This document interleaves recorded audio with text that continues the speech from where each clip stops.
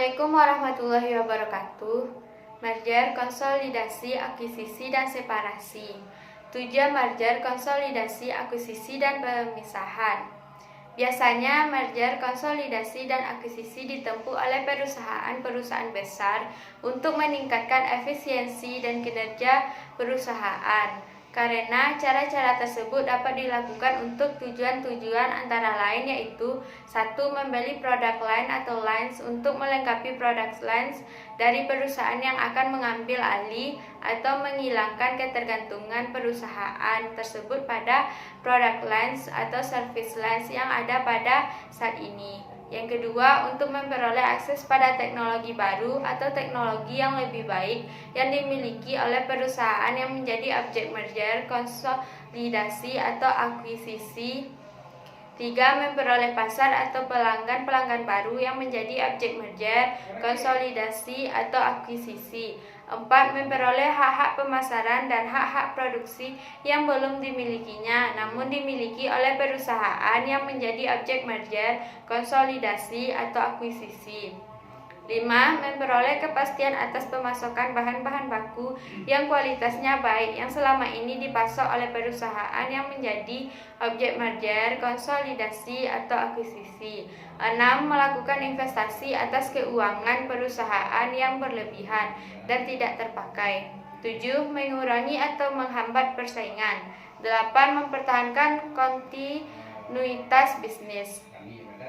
Merger atau penggabungan usaha adalah penggabungan dari dua perusahaan atau lebih dengan cara tetap mempertahankan berdirinya salah satu perusahaan dan melikuidasi perusahaan-perusahaan lain. Konsolidasi atau peleburan usaha adalah penggabungan dari perusahaan atau lebih dengan cara mendirikan perusahaan baru dan melikuidasi perusahaan-perusahaan yang ada.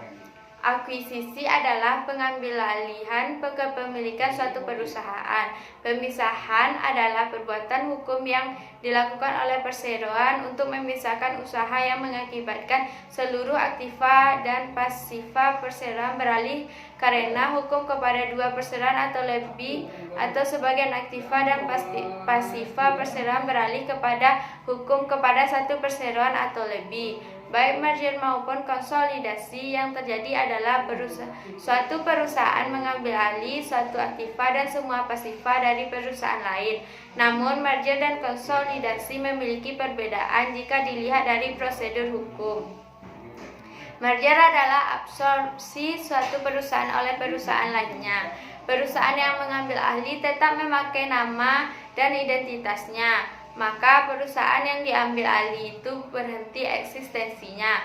Sedangkan konsolidasi adalah terbentuknya perusahaan yang baru sama sekali. Dalam suatu konsolidasi, baik perusahaan yang mengambil alih maupun yang diambil alih berakhir eksistensi yuridisnya dan menjadi bagian dari perusahaan yang baru.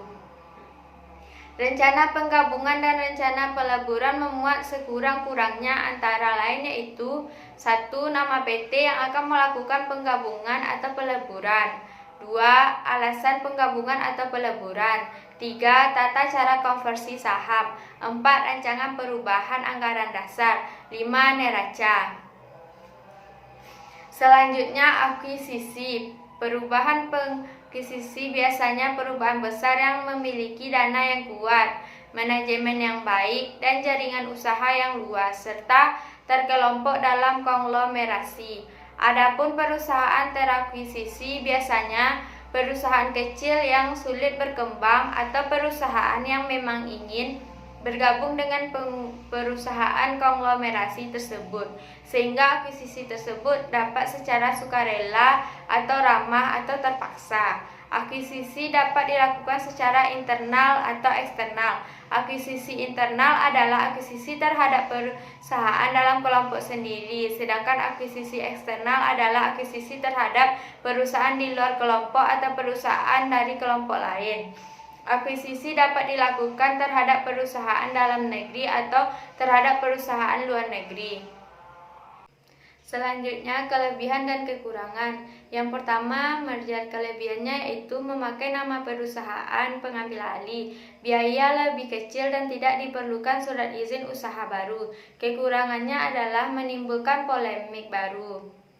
Yang kedua, konsolidasi. Kelebihannya adalah memakai nama perusahaan baru, menghilangkan polemik dari masing-masing perusahaan.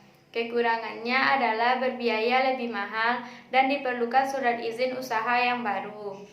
Yang ketiga, akuisisi. Kelebihannya adalah masih memakai nama lama, tidak diperlukan surat izin usaha baru. Kekurangannya adalah kurang efisien, mudah terjadi duplikasi atau pemborosan.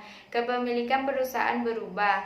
Yang keempat, pemisahan. Kelebihannya adalah pola 2, masih memakai nama lama dan baru. Tidak perlu surat izin baru, tidak perlu program rasionalisasi. Kekurangannya adalah pola 1, tidak memakai nama lama, perlu surat izin baru melalui program rasionalisasi. Baiklah, sekian dari saya. Assalamualaikum warahmatullahi wabarakatuh.